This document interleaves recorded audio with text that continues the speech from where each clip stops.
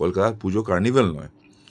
যে কার্নিভ্যাল অংশ কী অসুবিধা হতো যে কার্নিভ্যালে যদি তিনি না থাকতেন, কী অসুবিধা হতো যদি কার্নিভ্যালে না থাকে উত্তরবঙ্গে চলে যেতেন। তিনি বললেন কি, আজকে কার্নিভ্যালটা দেখি, তারপর কালকে যাব।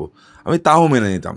উনি কার্নিভ্যালে আছেন, ওনাকে থাকতে হতো হয়তো, সেখানে নাচ করতে লজ্জা করলো না। তৃণমূল কংগ্রেসকে কোথাও দেখা যায়নি উত্তরবঙ্গে বন্যায়।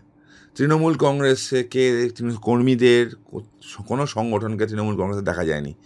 ওখানে ওনাদের যারা এমপি আছেন, যে কটা এমএলএ আছে, তাদেরকে দেখা যায়নি। ভারতীয় জনতা পার্টির এমপি, এমএলএ, সাধারণ কর্মীরা রাস্তায় ছিল পুরো দিন, আজও আছে।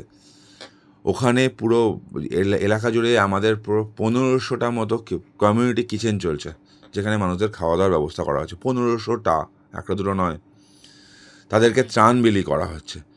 ভারতীয় জনতা পার্টি যেমন আছে, ভারতীয় জনতা যুব মোর্চা আছে, আমাদের অন্যান্য সংগঠনগুলো আছে, রাষ্ট্রীয় স্বয়ংসেবক সংঘ আছে, অখিল ভারতীয় বিদ্যার্থী পরিষদ আছে, তারা কাজ করছে মানুষের জন্য। তৃণমূল কংগ্রেস কোথায়? তো মমতা বন্দ্যোপাধ্যায় সব ডায়লগ ফাইলগ না দিয়ে মানুষের পাশে দাঁড়াতে পারতেন তো। আসলে দাঁড়াচ্ছেন না। বন্যা হওয়া, ঝড় হওয়া, এগুলো তৃণমূলের কাছে অপরচুনিটি। কিন্তু মানুষ মরে তো, এগুলো তৃণমূলের কাছে অপরচুনিটি। কেন অপরচুনিটি? বন্যা মানে কি? বন্যা হওয়া মানে ক্ষয়ক্ষতি হওয়া প্রচুর, কিছু মানুষ সরে যাওয়া ওখান থেকে। তো এগুলো হওয়ার মানে কি? বন্যা হওয়া মানে ত্রাণ আসবে, চাল আসবে, ত্রিপল আসবে, ক্ষতিপূরণ আসবে। আর এখান থেকে তৃণমূলের কাজ শুরু হবে। মানুষের পাশে তারা থাকবে না, চাল, ত্রিপল, বন্যা ত্রাণ লুট করবে, এটাই তৃণমূলের কাজ।